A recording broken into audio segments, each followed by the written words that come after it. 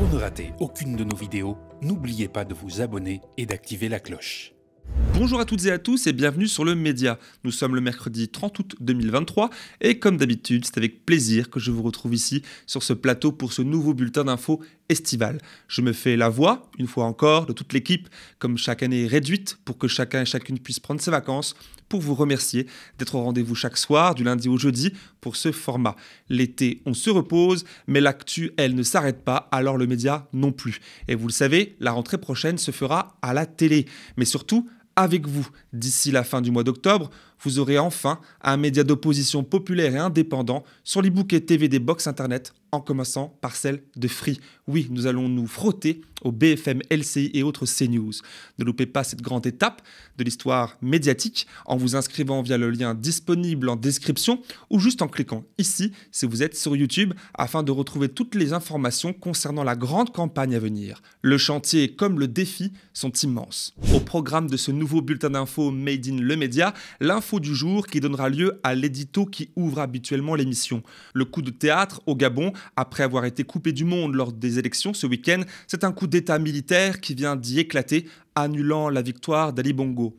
Après ça, nous aborderons les actualités du jour, le groupe France Média Monde sur lequel lorgne le président Macron, la publication du 5e baromètre de l'UNICEF France et de la FAS sur les enfants à la rue, toujours en France, et un nouveau record français, là aussi, sur le terrain des dividendes. C'est parti.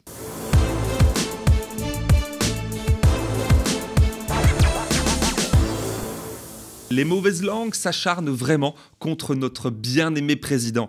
Elles l'accusent notamment de n'avoir aucun talent de visionnaire pour prévoir l'avenir. Elles se sont jetées sur lui après son dernier discours de fin d'année durant lequel il a dit « Qui aurait pu prédire la vague d'inflation ainsi déclenchée ? Ou la crise climatique aux effets spectaculaires encore cet été dans notre pays. » Elles se sont remises à le critiquer quand, suite aux révoltes consécutives à la mort de Naël, il a avoué très sincèrement sa surprise. Qui avait prévu ce qui allait se passer sous cette forme, dans des villes qui, parfois, n'avaient jamais connu de violences urbaines? Selon les mêmes langues de vipère, Macron n'avait pas pu non plus prédire la pénurie des masques consécutive au Covid, la guerre en Ukraine, le coup d'État au Niger, mais nous avons une preuve qu'il s'améliore. Lundi dernier, dans son allocution, lors de la conférence des ambassadeurs et des ambassadrices, il disait justement en parlant du putsch au Niger, ceci. Il y a une épidémie de putsch. Bingo! Tôt ce matin, au Gabon, au lieu historique de la France-Afrique, des militaires ont renversé le président fraîchement réélu, Ali Bongo, et mis fin au règne d'une dynastie au pouvoir quasiment depuis l'indépendance de cette ancienne colonie française. Les élections générales du 26 août 2023, ainsi que les résultats tronqués, sont annulés. Les frontières sont fermées jusqu'à nouvel ordre. Toutes les institutions de la République sont dissoutes. Bon, je triche un peu parce qu'Emmanuel Macron a circonscrit au seul Sahel l'épidémie, pour le citer, de coups d'État qu'il a diagnostiqué dans la région, alors que le Gabon se situe en Afrique centrale. Mais le point commun entre ce dernier et le Niger est que ce sont deux anciennes colonies françaises, comme la totalité des pays frappés ces dernières années par la fameuse épidémie. Il y a de quoi se poser des questions sur l'état des systèmes politiques construits depuis un peu plus de 60 ans en étroite collaboration avec la coopération française. En tout cas, le Gabon n'est pas n'importe quel pays dans l'équation. En dépit de sa superficie modeste, environ la moitié de celle de la France, et de sa population encore plus modeste, moins de 2,5 millions d'habitants. Et pour cause, il a été très longtemps le cœur de ce qu'on doit bien appeler une mafia franco-africaine, incarnée jusqu'à la caricature par le défunt président Omar Bongo. L'histoire d'Omar Bongo, c'est celle d'un chef d'État mis en place par le général de Gaulle, et qui va régner 41 ans sur le Gabon sans jamais perdre une élection. La France l'a choisi pour sécuriser ses ressources en pétrole. Malin, l'homme de paille va aussi largement en tirer profit. La France sans le Gabon est une voiture sans carburant. Le Gabon sans la France, c'est une voiture sans chauffeur. Adepte des formules choc, Omar Bongo savait de quoi il parlait en évoquant une voiture sans chauffeur, admettant ainsi que son pays continuait d'être en grande partie dirigé de fait par l'ancien colonisateur français. Idem lorsqu'il parlait de voitures sans carburant. du pétrole gabonais peut-être, mais aussi et sans aucun doute de la République des mallettes, selon l'expression de son âme damnée, l'avocat Robert Bourgi, intermédiaire dont la besace est lourde de nombreux secrets d'État. Je dis que le président Omar Bongo Ondimba a été généreux avec tous les horizons de la vie politique française, de gauche comme de droite. Mais encore, le président Bongo a financé la campagne électorale de M. Jean-Marie Le Pen en 88. Et le président Bongo m'a dit à moi, Le Pen, là, il a été content de partir avec l'argent d'un nègre. Omar Bongo meurt le 8 juin 2009 et son fils Ali lui succède après des élections émaillées par des accusations de fraude, elles-mêmes précédées par un coup d'État constitutionnel sur lequel la France ferme les yeux.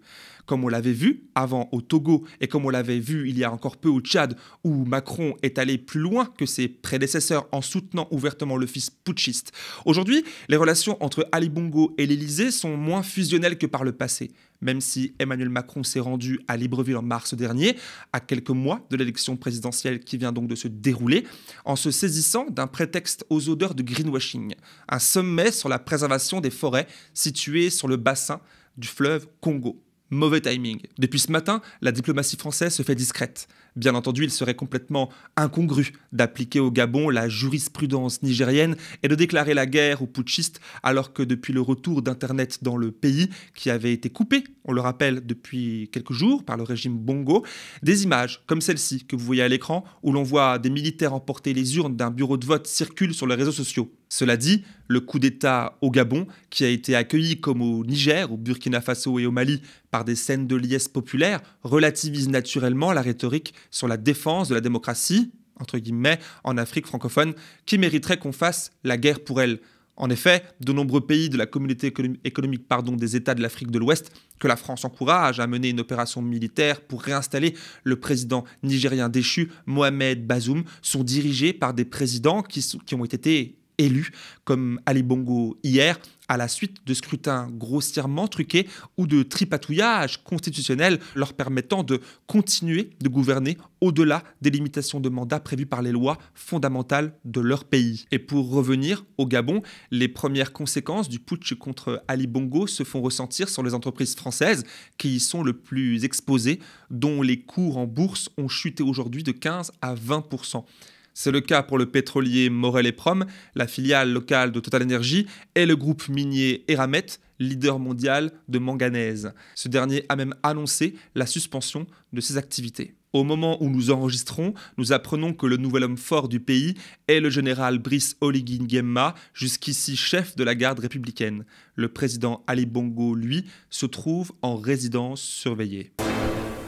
Levier de rayonnement, instrument, travail d'influence. Voici comment Emmanuel Macron conçoit les canaux de diffusion qui composent le groupe public France Médias Monde.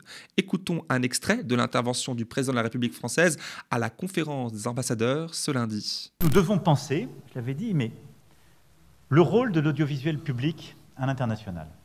Et France Médias Monde, qui est un formidable levier de rayonnement, etc. Mais il faut qu'on soit au clair sur la place qu'on lui donne et le rôle qu'il y joue.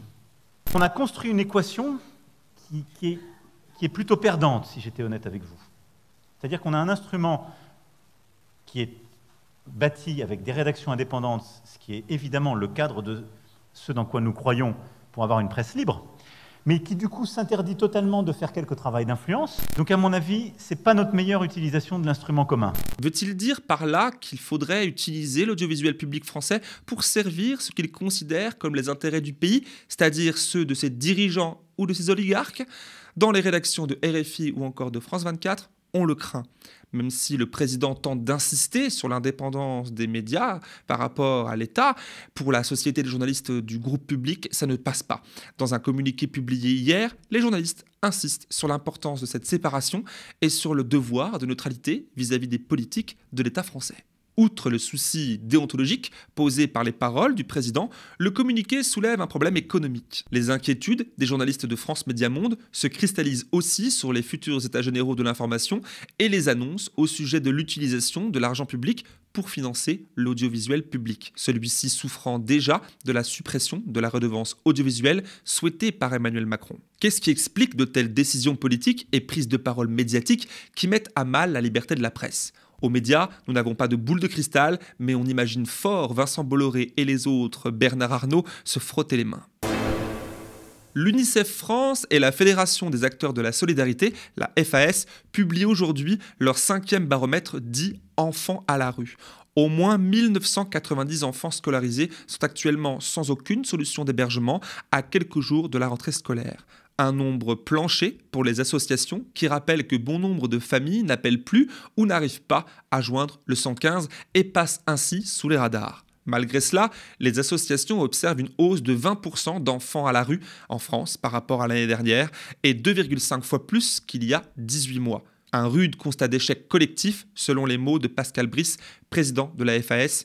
Il donnait son analyse des raisons de cette hausse importante ce matin sur France Info. On a là d'abord l'impact des fermetures de places décidées par le gouvernement, qui conduit d'ailleurs certains préfets à mettre des critères de sélection que nous allons d'ailleurs attaquer en justice parce que là on est vraiment dans des situations où si vous n'avez pas des enfants dans des situations absolument terribles, rien ne se passe.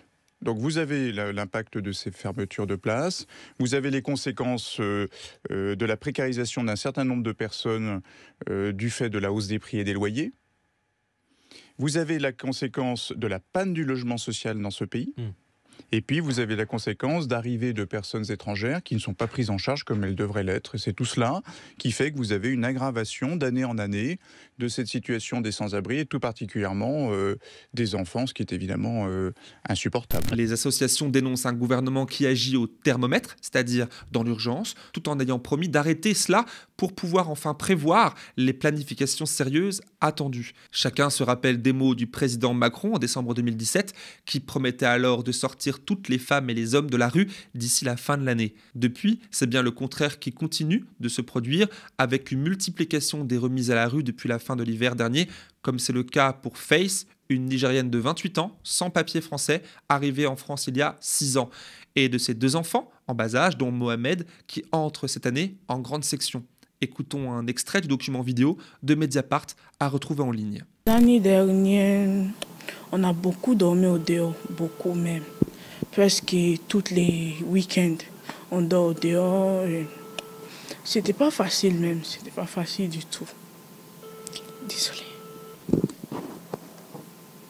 Et votre fils, c'est un sujet aussi. Est-ce que lui, ça a un impact sur lui, sur la façon dont il va à l'école, dont il se sent serein Avant, il ne demande pas, mais c'est maintenant qu'il commence à demander qui t'appelle le 115. Et si j'ai dit qu'on va aller dormir à l'hôpital, ils vont dire « Ah, l'hôpital encore ?» Alors, quand il me dit ça, j'ai... Durant le tournage de ce témoignage fort, le 115 répond enfin. Écoutez. Ah.